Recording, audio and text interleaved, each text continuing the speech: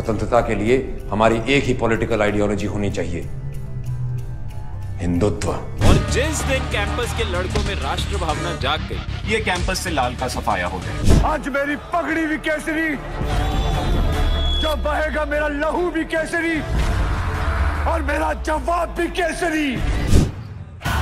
आपके एक बेटे ने आपके लिए स्वराज खड़ा कर दिया, दूसरे को जूते पहनाने का मौका तो दे।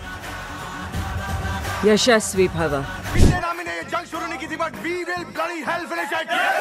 House the josh, how's the josh, Jai Hind. आज जब ये फंक्शन खत्म होगा तो आप लोग कहाँ जाएंगे? आपके घर। और हमें हमारे घर जाने से किसका बाप नहीं रोक सकता। आप लोगों ने बरसाती मेंढक के बारे में सुना ही होगा, लेकिन इंडिया के अंदर बरसाती मेंढक की सबसे ज्यादा पॉपुलेशन देखने को मिलती है। कई ऐसे बरसाती मेंढक बॉलीवुड के अंदर भी मौजूद है। जय हिंद दोस्तों।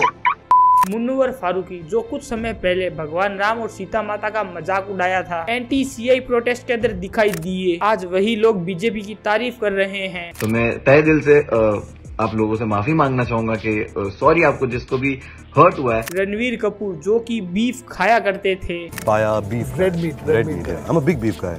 राम मंदिर की इनॉग्रेशन के अंदर गए थे। विक्रांत मासी, जो हिंदू त्योहारों के ऊपर सब लोगों को ज्ञान दिया करते थे, हिंदू भावनाओं का मजाक उड़ाया करते थे, इनका भी मामला आजकल बदल गया है। अब तुम भी उसी कट्टर हिंदू वाली जमात में जा रहे हो जिसका तुम विरोध करते हो। ये बीजेपी क्रिटिकल से अब जो आप पर आरोप लग रहा है कि बीजेपी फ्रेंडली, जो चीजें मुझे बुरी लगती थी वो एक्चुअली बुरी है नहीं, तो इसीलिए आज मैं कह रहा हूँ कि I have changed over the last time। आजकल हालात ये हो गई है कि करण जौहर जैसे सुपर लेवल वाले लोग उरी और साझा जैसी नेशनलिस्ट फिल्मों को प्रोड्यूस कर रहे हैं, लेकिन 2014 के अंदर इस ट्रेंड को एक बहुत बड़ा झटका लगा। नरेंद्र मोदी सेंटर में आते हैं, पावर में एज ए प्राइम मिनिस्टर। उन्होंने पूरे अंडरवर्ल्ड पर, नेक्सस पर क्रैकडाउन करना शुरू कर दिया। दाऊद इब्राहिम की 1500 करोड़ की प्रॉपर्टी को सीज कर दिया। मुंबई के अंदर दाऊद की करोड़ों की प्रॉपर्टी को ऑक्शन के अंदर बेच दिया जाता है। 2016 तक अंडरवर्ल्ड और बॉलीवुड का कनेक्शन लगभग काट दिया गया था। 2016 आते आते मुंबई में सिर्फ 5 Maharashtra control board organization crime act के अंदर केस आते हैं, जिसमें से 2 सिर्फ अंडरवर्ल्ड से ही रिलेटिव थे। 2016 में 41 लोगों को मुंबई पुलिस ने माइको CS रिलेटिव केस के अंदर अरेस्ट किया था। इनमें से 4 केस दाऊद इब्राहिम से जुड़े हुए थे। मोदी गवर्नमेंट के जुड़ने के बाद एक ऐसा नैरेटिव लाया गया था, भाई कोई भी बॉलीवुड सेलिब्रिटी अंडरवर्ल्ड और माफिया के साथ दिखाई देता है तो उसको बहुत सारा नैरेटिव माना जाता था, उसको क्रिटिसाइज किया जाता था और उसका करियर खत्म हो जाता था। लेकिन मोदी गवर्नमेंट आने के बाद एक और चीज यह हुई, हिंदुत्व जो है वो मेन स्ट्रीम के अंदर आ गया। आप अपने सिविलाइजेशन और हेरिटेज को प्राइम फील करवाते हैं, गर्व फील भी करते हैं। इस तरह की मूवी को क्रिटिसाइज किया जाता था जो वन साइडेड सेकुलरिज्म को दिखाता था या फिर उनके सिर्फ कल्चर को ही अटैक करता था। उन्होंने इंडियन ऑडियंस को लगातार चैलेंज करना शुरू कर दिया, अगर भाई हमारी मूवी आपको प्रोपोगेंडा लगती हो तो मत देखो। करीना कपूर ने भी यही बात बोली थी, फिर देखिए क्या हुआ। आमिर खान ने भी यही बात बोली थी। लगता है कि ये एक डेमोक्रेसी है और हर आदमी को अपने विचार सामने रखने का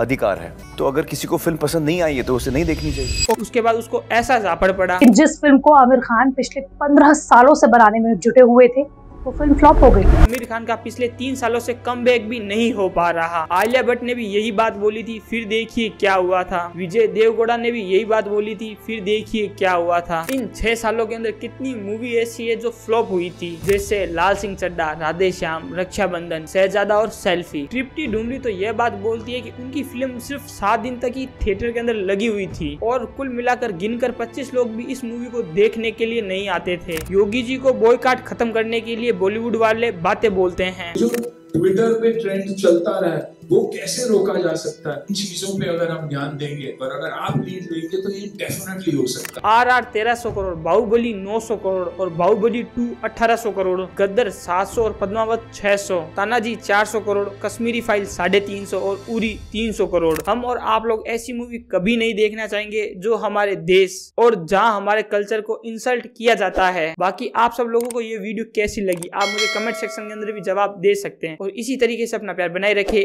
जय हिंद।